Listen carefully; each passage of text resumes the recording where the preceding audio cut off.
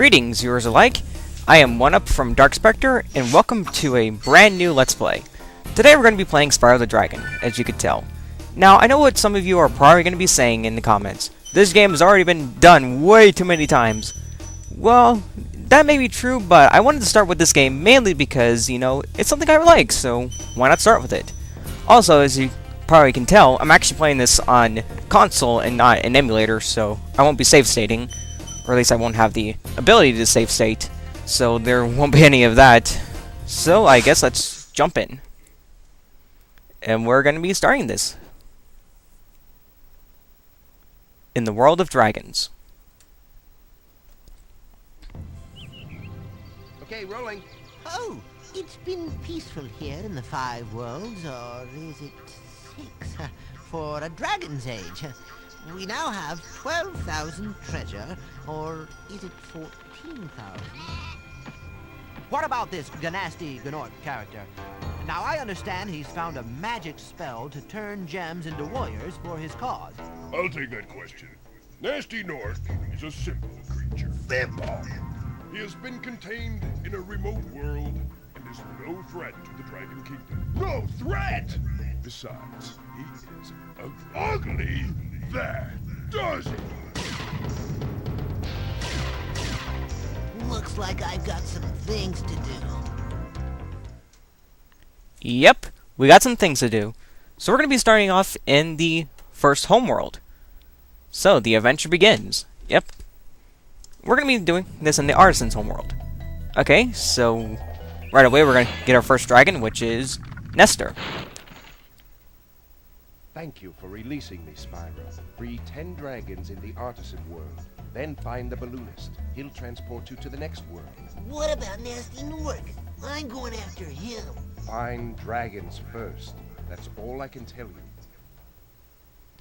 you. Yep.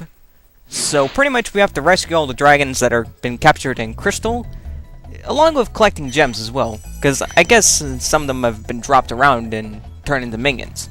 Okay, we're gonna rescue our next dragon, which is Delbin. Where's Nasty Nork? I'll torch him. Keep your horns on, Spyro! You have much to learn first. Do you know what the dragonfly following you is doing? His name is Sparks, and he's helping and protecting you. Keep an eye on him and see what I mean. What he's pretty much saying by that is, the dragonfly that's following you, Sparks, is pretty much your health meter.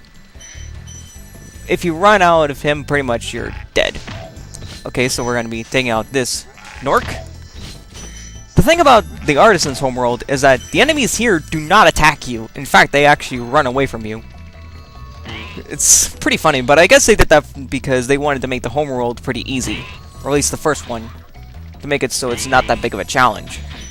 Which is actually pretty understandable. There's actually a lot of facts that are around the Spyro series. For example, the music was actually composed by Stuart Copeland, who is the former drummer of the Police.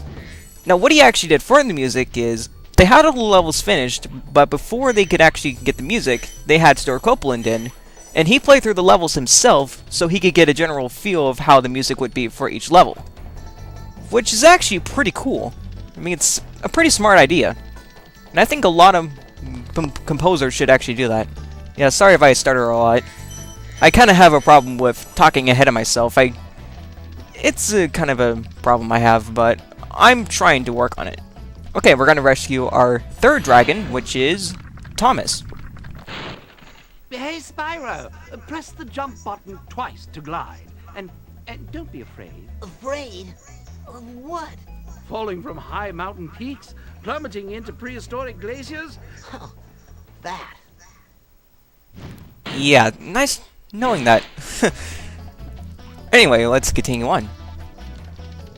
As I was saying though, like, there's a lot of facts that are related to Spyro.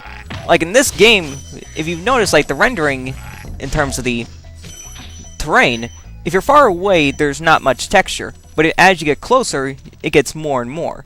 Which is actually a very smart thing for the PS1 at the time. And I believe the Grinch for the PS1 as well also did this. which is, again, very smart for using something that was very limited at the time. collect these gems here. This game for me has a lot of good memories. I mean, I actually remember getting my first PS1 on Christmas of, I believe, 2003 or something.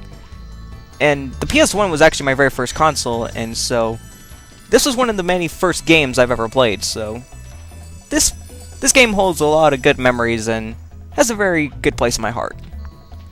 So it would make sense I would do a Let's Play of something like this. Even though, yes, it's been done to death and there's a lot of controversy when it comes to the fan bases and everything.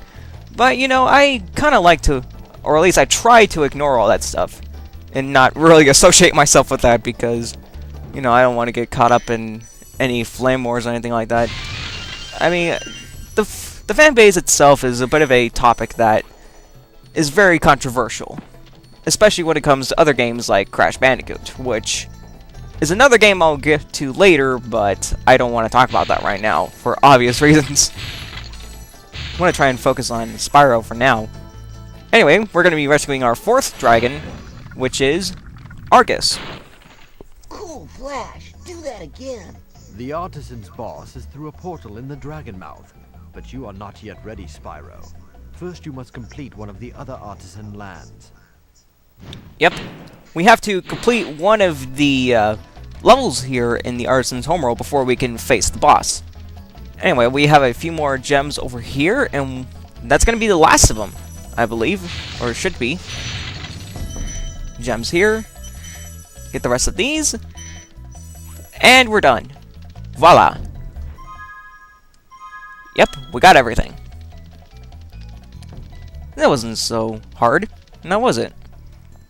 Okay, so this has been the Artisan's Homeworld. In the next part, we're going to be going into Stone Hill, which is going to be the very first level for this.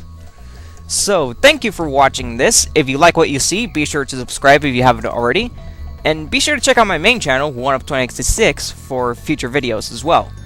I recently uploaded a Protector of Water review, so hopefully you'll check that out if you haven't already. And thank you for watching this. And this has been DarkSpectre, aka 1up2066, and I'll be seeing you guys next time in Stone Hill. Ciao!